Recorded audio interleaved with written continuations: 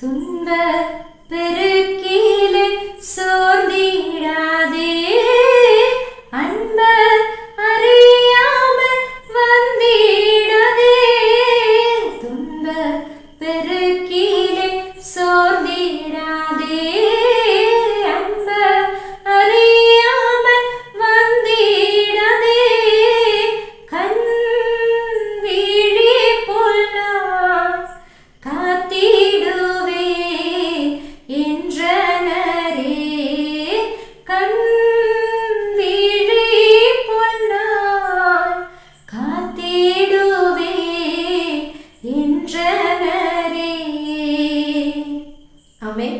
இன்றைக்கு அநேகர் இப்படிதான், எனக்கு பிரச்சனை, எனக்கு சூழ்நிலை சரியில்லை அப்படின்னு சொல்லி சோர்ந்து போய் உட்காந்துருவாங்க. அடுத்த வேலையே அவங்களுக்கு நடக்காது. ஆமென். ஆனால் கர்த்தர் சொல்லுகிறார், சோர்ந்து போகாது.